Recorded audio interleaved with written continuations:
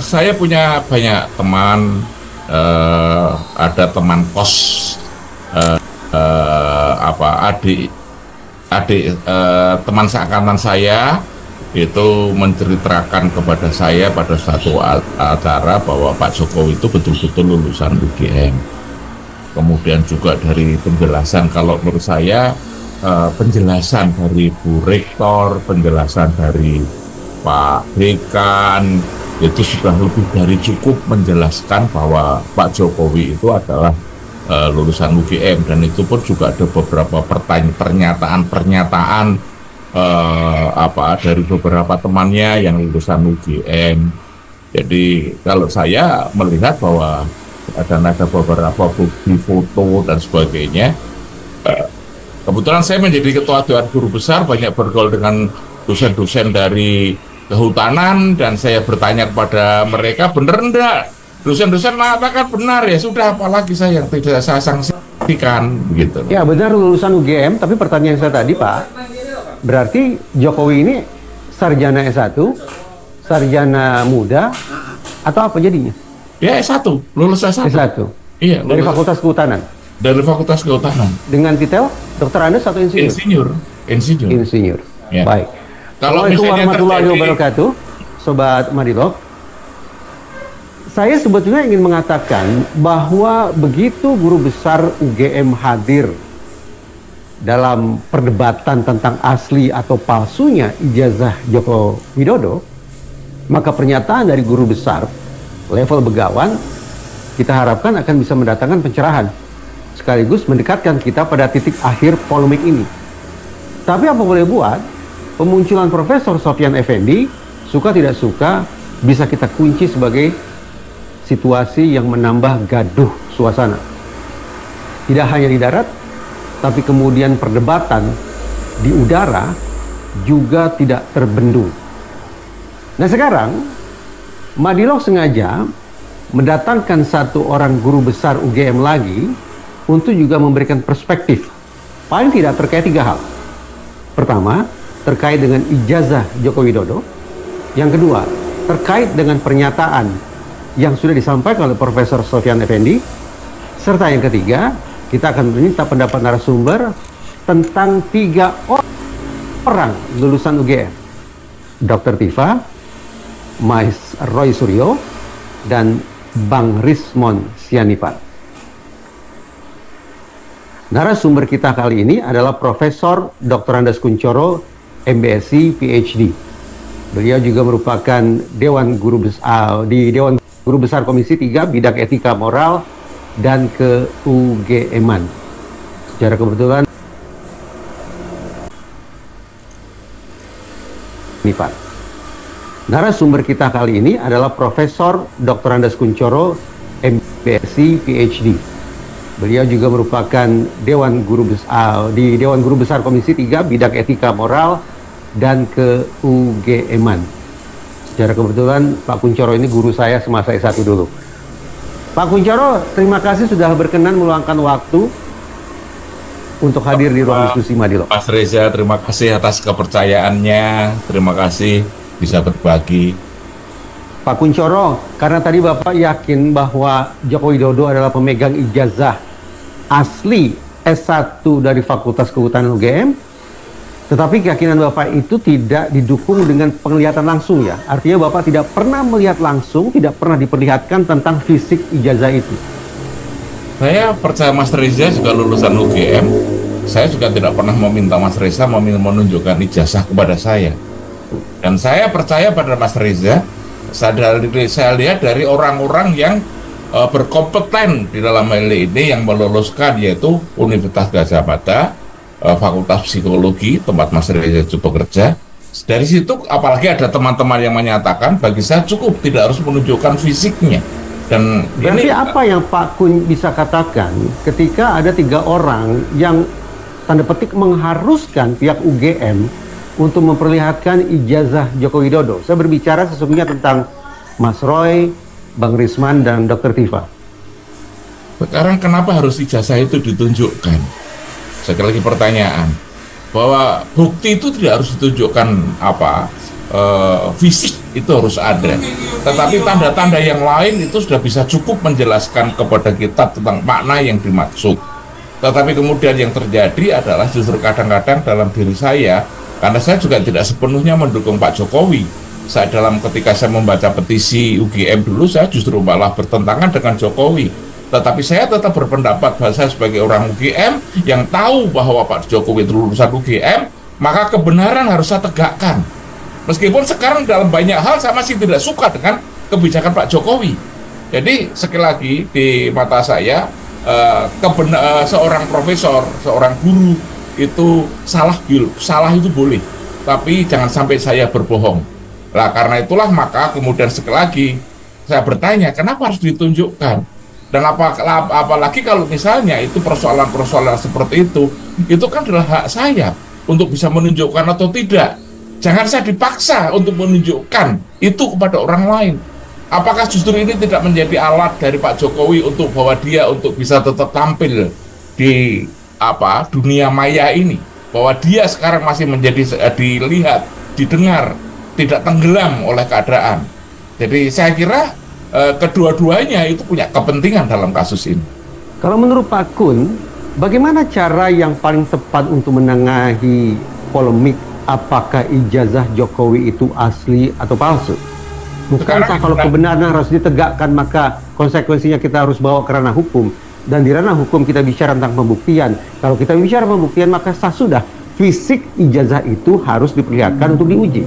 Sekarang pertanyaan saya adalah, kenapa harus ijazah itu asli atau palsu? Tetapi Pak Jokowi itu adalah benar-benar lulusan UGM.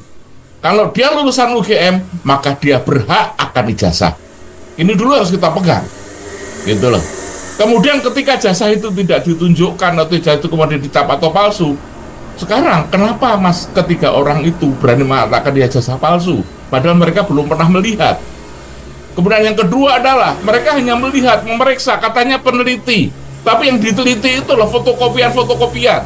Sekarang pertanyaan saya adalah, kualitas seperti apa peneliti yang seperti itu, karena sumber datanya tidak jelas, sumber datanya tidak valid. Alhasil, ketika Pak Kunchoro pun meragukan katakanlah hasil penelitian dari Mas Roy, Bang Rismon, dan Dr. Tifa, maka semakin kuat pemikiran saya bahwa memang barang itu harus diperlihatkan ke kedua belah pihak untuk diuji sampai pada akhirnya kita tidak lagi bicara spekulasi, tidak lagi mempertanyakan tentang kualitas riset, tapi sungguh-sungguh mengacu pada keberadaan ijazah itu, kalau memang itu ada. Kalau itu memang ada, ya kan Pak Jokowi sudah menyajikan nanti di sidang, di pengadilan. Dan itu adalah hak Pak Jokowi untuk menunjukkan itu. Kenapa kita harus memaksa? Bukankah seseorang punya hak untuk menunjukkan atau tidak? Gitu. Justru disinilah tadi saya katakan, Pak Jokowi di sini dia bermain. Dia punya kepentingan yang lain di sini. Nah sekarang mau tidak kita dipermainkan oleh kedua belah pihak seperti ini? Karena jadi dengan kata lain kegaduhan ini justru menguntungkan pihak Joko Widodo, misalnya begitu Pak Kun? Iya, ini kan Jokowi Widodo jadi punya panggung, semakin punya panggung. Kalau dia tidak ada pertanyaan ini, barangkali dia tidak sudah tenggelam dia. Sebelum saya lanjut tentang ijazah Jokowi ini, karena tadi Pak Kun sudah bicara atau menyinggung tentang petisi Bulak Sumur ya, petisi UGM, dan teringat oleh saya bagaimana di salah satu tayangan media Pak Kun berbicara hingga berderai air mata. Saya ingin pandangan dari Pak Kun. Setelah pernyataan itu disampaikan secara terbuka, setelah Pak Kun berderai air mata, apakah Jokowi mengindahkan atau tetap mengabaikan petuah yang disampaikan oleh sekian banyak begawan di UGM sana? Itulah yang tadi saya katakan. Saya benci dengan Pak Jokowi, saya tidak suka dengan Pak Jokowi. Karena apa? Pak Jokowi itu tidak menghiraukan, tidak memperhatikan sama sekali, dan bagi saya itu adalah membunuh kepakaran. Dan mulai saat itulah kemudian buzzer dimunculkan, akhirnya tidak pernah didengar suara-suara guru besar itu. Yang sekarang muncul adalah justru adu argumentasi. Dan disinilah tadi saya katakan buzzer-buzzer dipelihara, ada sebab itulah semakin menorkestrasi bahwa yang namanya berita Pak Jokowi itu menjadi semakin melambung. Pak Kun, di Dewan Guru Besar UGM sendiri pernah tidak ada perbincangan atau rapat tentang ijazah Jokowi ini? Kami tidak pernah, karena tahun 2024 saya sudah tidak menjadi ketua Dewan Guru Besar. Tetapi saya juga pernah membicarakan dengan beberapa teman, dan beberapa teman dalam pertemuan-pertemuan itu mengatakan bahwa ijazahnya sah, asli, ada. Tidak ada terbelahnya pendapat. Tidak ada. Kalau di Dewan Guru Besar tidak ada. Itu artinya Profesor Sofyan Effendi merupakan minoritas dong. Kalau begitu, Pak Sofyan Effendi tidak masuk di situ. Di organisasi Dewan Guru Besar itu adalah suatu lembaga isinya perwakilan guru besar, dan Pak Sofyan sudah pensiun untuk ketika saya menjabat sebagai itu. Nah, tetapi sekarang yang melihat, kalau saya bilang dengan Pak Sofyan Effendi itu dapat data dari mana? Gitu loh. Saya melihat bahwa Pak Sofyan Effendi itu adalah seorang deterministik. Ya, beliau itu adalah sudah pendamping yang kuat. Dulu beliau itu punya pendamping yang sangat kuat, yaitu Profesor Warsito Utomo, ada almarhum, dan juga almarhum Profesor Agus Dwianto. Tetapi ketika kemudian beliau sekarang sudah tidak punya pendamping karena beliau sudah meninggal, seakan-akan semuanya lepas. Semuanya lepas itu maksudnya bagaimana, Pak Kun? Ya, tidak ada yang mengandalkan, tidak ada mengontrol, membantu tempat diskusi dengan beliau. Yang terakhir, apa yang ingin Pak Kun katakan ketika Profesor Sofyan Effendi sempat mengatakan bahwa ya beliau meragukan lah kesarjanaannya seorang Jokowi? Nah, sekarang datanya dari mana beliau? Beliau sebagai rektor, apakah dia melihat data tentang Jokowi pada waktu beliau menjadi rektor? Pada waktu itu Jokowi belum siapa-siapa, dia belum tahu. Dan saya nggak yakin Pak Sofyan Effendi itu melihat. Tapi maaf nih Pak Kun, kita bicara tentang Sofyan Effendi sebagai seorang guru besar loh. Lah iya, tetapi dari mana datanya beliau? Kita berasumsi beliau impulsif dalam mengeluarkan pernyataan. Makanya saya bertanya, dari mana beliau mendapatkan datanya? Itu dia juga belum mengatakan dari itu. Saya menduga bahwa beliau itu mendengar kabar dari sumber-sumber seperti teori psikologi. Dia mengatakan bahwa dia mendapatkan informasi yang pertama yang salah, yang kemudian menjadi pendapatnya dan nilainya yang ada pada dirinya. Yang kalau dari sumber yang saya lihat ini ada kaitannya dengan Gus Nur, kasusnya Gus Nur yang ada di sana. Maka sekarang siapa pembisiknya yang ada di situ? Dan saya justru ini teman-teman dari UGM itu banyak yang menyayangkan, Mas. Ini saya berkata jujur bahwa ketika Pak Sofyan Effendi menarik pernyataannya, itu banyak teman kami itu mengatakan alhamdulillah. Tapi ketika kemudian dia mengatakan seperti itu, banyak orang tuh kasihan Pak Sofyan Effendi, dia neng-neng, kasihan Pak Sofyan begitu kan. Satu kelompok mengatakan bahwa kami itu membela kebenaran Pak Sofyan Effendi. Dari kelompok yang lain juga Pak Sofyan itu harus kita bela, gitu loh. Mereka kasihan dengan Pak Sofyan. Pak Kun ingin mengatakan bahwa Profesor Sofyan Effendi sudah menerima informasi yang salah dari orang-orang yang tidak terpercaya. Betul. Bukankah hal yang sama juga saya bisa katakan kepada pendapat Pak Kun sendiri? Pak Kun tidak pernah lihat ijazah fisik Jokowi, mengandalkan kata orang. Kenapa saya lihat fisiknya, Mas? Saya tanya, teman-teman dosen saya tanya pada mereka, gitu loh. Sehingga saya tidak yakin, tidak harus membutuhkan itu pun bisa. Itu yang jadi, kenapa harus melihat fisik, itu sekarang jadi pertanyaan saya.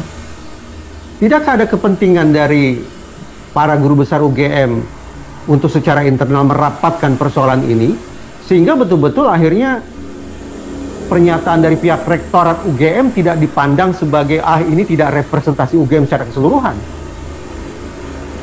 Begini, secara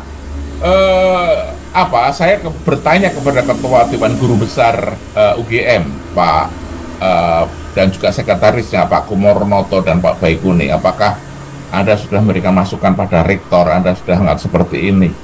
Dan kami juga sudah membuat semacam mengingatkan agar UGM yang selama ini sekarang dibuat terpuruk, bagaimana kita bangga dengan warga UGM. Dan memang sekarang kita bisa melihat bahwa UGM dengan dalam kabinet yang sekarang ini, jumlah menteri, jumlah pejabatnya itu berkurang drastis, turun drastis dibandingkan yang lalu. Apakah ini efek Jokowi atau efek siapa yang lain, saya tidak tahu. Tetapi sekali lagi, saya sudah mengusulkan pada meminta dan Pak Ketua DGB Pak Baikuni mengatakan sudah menyampaikan ini kepada rektor, mereka sudah memberikan masukan. Dan ketika ini hari ini saya diajak Mas Reza ini, saya juga sudah berdiskusi dengan Wakil Rektor Pak Ari Sujito.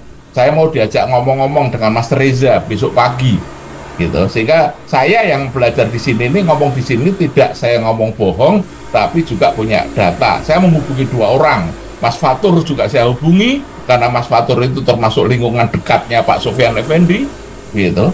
Sehingga saya tidak hanya ngobrol, bukan sekedar ngobrol, tapi ada data yang kuat, itu Mas. Kalaulah kita lakukan survei terhadap seluruh dosen Universitas Gadjah Mada, Pak Kun yakin mayoritas meyakini bahwa ijazah Jokowi adalah asli? Itu bukan masalah asli atau tidak asli, tapi percaya atau tidak. Karena sekarang image Gadjah Mada sudah dirusak. Kalau asli itu adalah yang menyatakan itu adalah universitas punya catatan, fakultas punya catatan akademis tentang kegiatan Jokowi, itu asli. Tetapi Marwah UGM sudah dirusak. Yang rusak siapa? Lah 3 orang itu kan kemudian merusak nama baik UGM. Mereka merusak UGM loh Pak Kun. Sekarang kalau Mas lo bisa saja. Kalau Mas Reza paham melihat di tayangan, sekarang banyak bermunculan statement saya ketika saya kemudian diwawancara televisi dan sebagainya, itu dimunculkan dalam kegiatan-kegiatan semacam ini, gitu, yang kemudian intinya adalah sekali lagi bahwa seakan-akan saya mau marahi Jokowi, bahwa Jokowi itu seperti ini. Tadi saya katakan, saya memang tidak suka, saya bertentangan dengan Jokowi. Tapi ketika berbicara masalah kebenaran ijazah Jokowi lulusan UGM, dan dia berhak menyandang ijazah UGM, maka itu harus saya yakini karena itu kebenaran, maka saya nyatakan benar. Tapi di lain ini, nanti dulu. Pak Kun, saya menghormati Bapak sebagai sosok yang amat sangat kritis terhadap Joko Widodo. Dan itu terus terang membanggakan.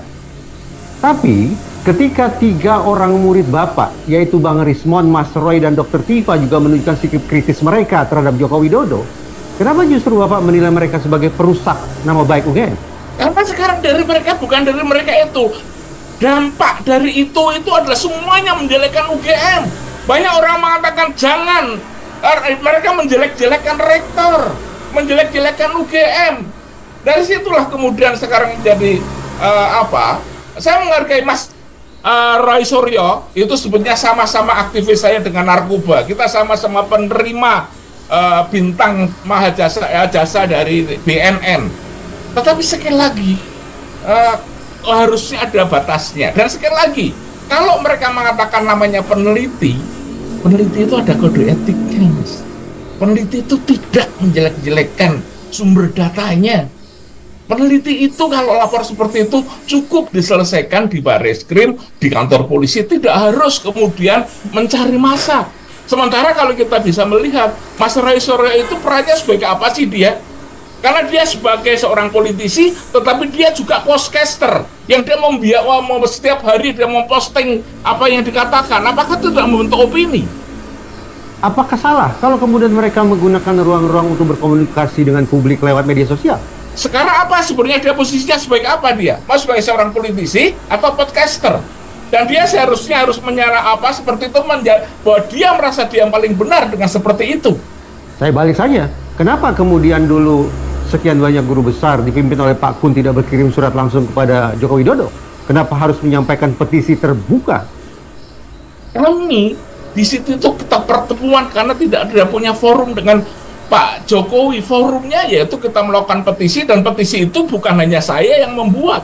Saya dan beberapa teman berdiskusi rapat dan sebagainya, dibuat pernyataan ini biar didengar semuanya, akhirnya seperti itu. Tetapi hanya beliau itu, dan itu cukup. Tidak setiap hari menjelek-jelekan, tidak setiap hari mengatur membentuk image dan sebagainya. Sebetulnya sama-sama, ini postresnya adalah 2 kelompok yang masing-masing itu membuat image atau image untuk mereka masing-masing, image-nya begitu loh. Kalau bagi seorang Joko Widodo, saya membayangkan beliau boleh jadi mendapatkan manfaat dari kegaduhan ini, yaitu mempertahankan momentum popularitas beliau, termasuk mungkin keluarga beliau. Tapi bagi seorang Rismond, Roy, dan Tifa, apa manfaatnya?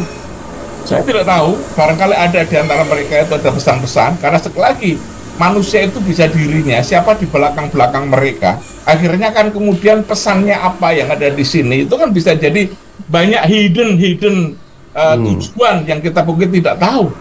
Maknanya sama-sama, tapi sekarang yang sekarang bisa dilihat, hari ini sudah mulai ada podcast, yang siapa di belakang dari 3 orang sudah mulai muncul. Alhasil, saya menduga-duga seandainya nanti Roy, Rismond, dan Dr. Tifa dibawa ke ruang persidangan, lalu katakanlah mereka divonis bersalah, Pak Kun tampaknya juga akan bersyukur dan bertepuk tangan dengan itu. Oh tidak, saya tidak pernah seperti itu, Mas. Jadi buat saya bagaimana persoalan ini selesai dengan manis, gitu, win-win solution. Gitu. Kalau ada kesempatan bahwa mereka untuk bicara selesai kemudian ada persalahan, silahkan, akan lebih baik. Tapi kalau misalnya ini masih diperpanjang dan sekali lagi nama baik Gajah Mada tetap dirusak, ya saya tetap di belakang Gajah Mada. Bakti kami mahasiswa Gajah Mada, gitu loh. Saya membangun nama baik Gajah Mada juga meskipun hanya secuil, tetapi kemudian kalau dirusak bahwa sampai dengan banyak orang mengatakan jangan kuliahkan anakmu di Gajah Mada. Gajah Mada brengsek, Gajah Mada begini. Saya tidak bisa berbuat banyak yang seperti itu. Pak Kun, saya belum lama ini sempat berbincang dengan senior analis dari Drone Emprit. Drone Emprit adalah sebuah lembaga yang melakukan monitoring terhadap sekian banyak isu dan percakapan, baik itu di media mainstream maupun di media sosial.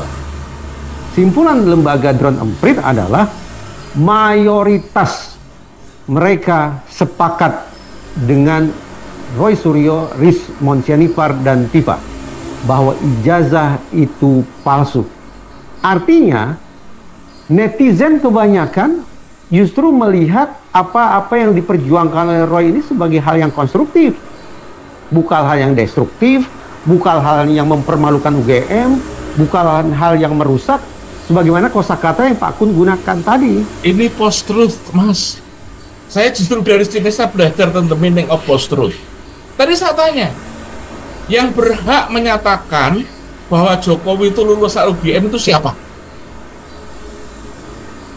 Kalau mereka lulusan UGM, dia berhak akan ijazah. Siapa yang berhak mengeluarkan ijazah? Yang Mas Reza lulusan psikologi UGM, maka saya akan bertanya, yang pegang ijazah Mas Reza siapa? Ya Mas Reza. Universitas dan fakultas itu hanyalah catatan administrasi dan catatan akademis. Begitu. Orang lain diumbus setiap hari palsu. Karena memang Pak Jokowi kemudian bermain sandiwara di sini, hanya tidak menunjukkan ijazahnya, orang sudah ngecap palsu. Padahal sekali lagi, ketiga orang itu yang mereka lihat ijazahnya bukan ijazah asli. Mereka juga belum pernah melihat ijazahnya Jokowi, tapi berani mengatakan ijazahnya palsu. Ada yang berani bersaksi mengatakan bahwa kalau mereka ijazah itu, itu dicetak di pasar pramuka. Itu bohong. Bagaimana Pak Kun bisa mengatakan itu bohong? Pak Kun siapa pernah sekarang berkomunikasi dengan Betor itu siapa? Banyak penjelasan sudah menjelaskan. Gitu. Betor juga katanya. Masalah hukum itu bukan katanya, tapi bukti. Kalau selama ini katanya orang bermain-main dengan isu di sini, itulah tadi yang saya tidak suka. Mereka merusak nama baik Gajah Mada karena mereka membantung image, membuat dirinya paling benar, UGM paling salah. Gerutuk sana, gerutuk sini. Anda melihat Relagama kemarin yang hadir berapa orang? Tidak lebih dari 30 orang, Mas. 30 orang, tapi dengan media massa yang demikian banyaknya, pengaruhnya, gaungnya sudah banyak, Mas. Orang UGM sendiri tidak ada yang hadir, Mas. Relagama kemarin yang hadir, Mas. Saya melihat dari sampai ketika dulu menyampaikan petisi, sempat mendapatkan intimidasi, ancaman, teror atau sejenisnya tidak? Ada banyak, tapi saya katakan pada mereka saya belajar dari itu. Siapa yang meneror saya, dari golongan mana, pesannya apa. Saya justru hanya belajar, Mas. Pak Kun tahu mereka? Kenapa, Mas? Pak Kun tahu mereka itu yang mengirimkan intimidasi dan sejenisnya itu tahu? Ya ada dari mereka itu ada 3 kelompok, gitu. Boleh diceritakan, mereka Pak Kun? dasar kelompok yang memang terdidik di belakang organisasi itu, ada yang lone wolf, gitu. Itu paling ya, mungkin banyak orang termasuk para cerdik cendikia di UGM akhirnya belajar juga dari pengalaman Pak Kun. Kalau kemudian kami muncul mengkritisi masalah ijazah Jokowi, jangan-jangan kita juga akan bisa dipersekusi di ruang maya sebagaimana yang Pak Kun alami. Saya kira tidak, karena banyak di antara mereka saya juga punya kelompok dengan mereka, saya ngobrol-ngobrol dengan mereka.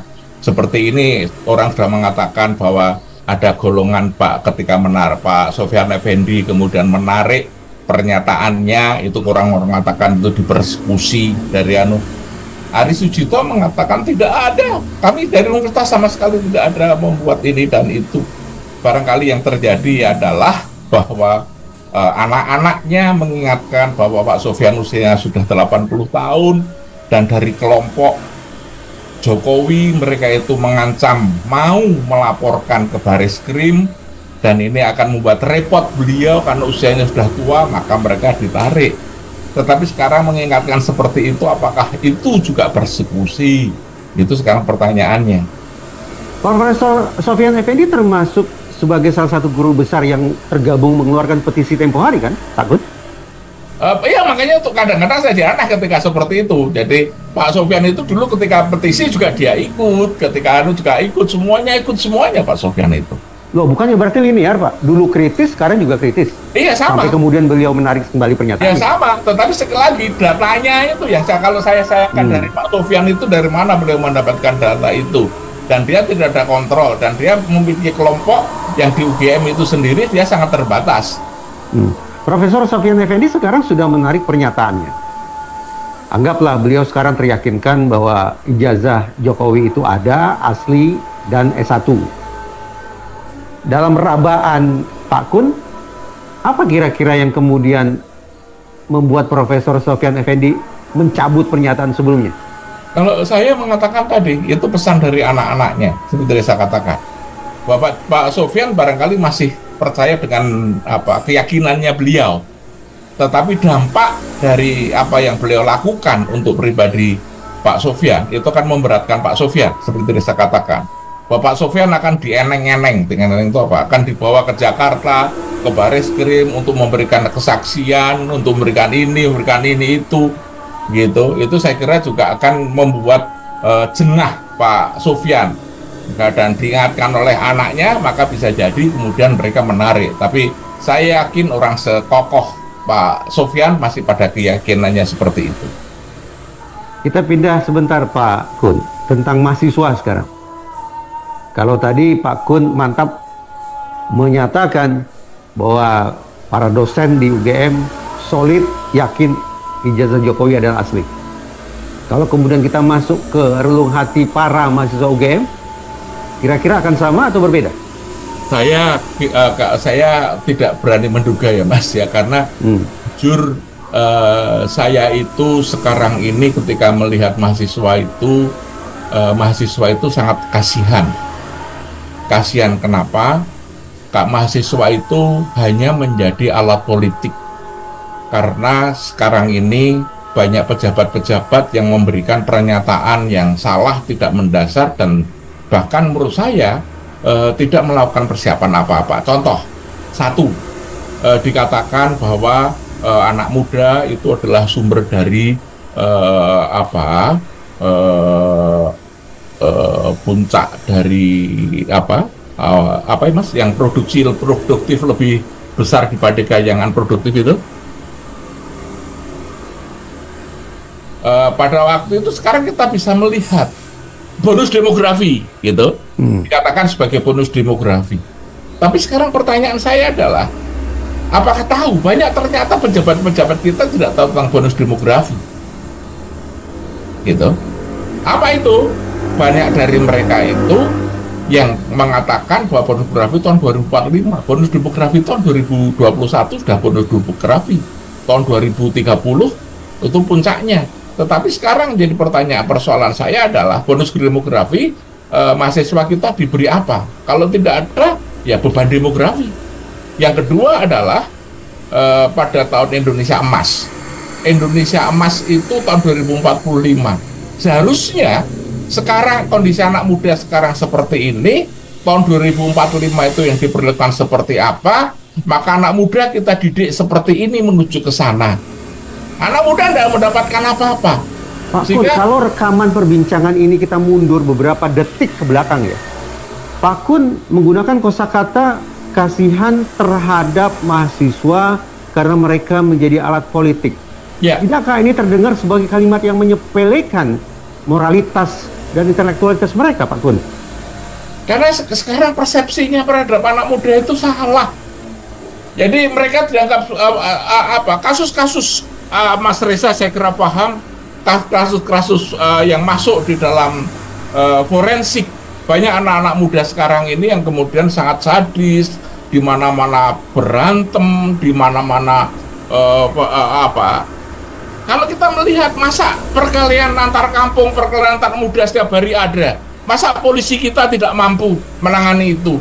Saya menjadi teringat apa yang saya pernah diskusikan dengan Pak Indro Priyono, bahwa ke depan itu akan ada dua jenis massa, yaitu yang pertama adalah virtual mass dan yang kedua adalah actual mass.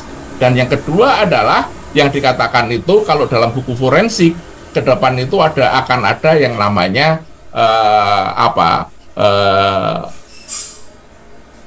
rekayasa komunitas, bahwa masyarakat itu bisa human engineering, itu bahwa direkayasa persoalan human teror yang dapat dibuat gitu, dan itu pelakunya, korbannya adalah anak muda. Dan saya tidak anak muda loh, Pak Kun, diperbuat seperti apa. Contoh sekarang kita bisa melihatlah di lingkungan kita, anak muda kita diberi apa. Gibran Rakabuming Raka yang sekarang jadi wakil presiden kita, suka tidak suka juga anak muda loh, Pak Kun. Iya, tetapi dia itu siapa? Gitu. Siapa menurut Pak Kun? Korban. Gitu, dari kalau menurut saya bisa korban Pak Jokowi itu bisa dilakukan.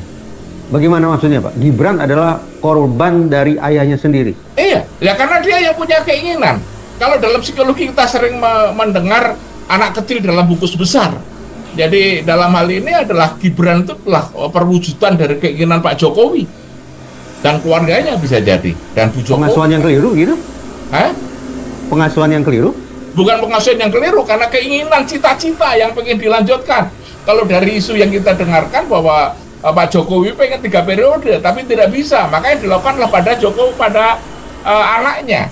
Maka sekarang saya pernah ketika saya masih dulu sangat aktif dengan mahasiswa, saya sering menyampaikan, kejarlah cita-citamu, jangan sampai kamu putus sekolah, putus cinta kamu dapat cari ganti, tapi putus sekolah anakmu yang jadi korban.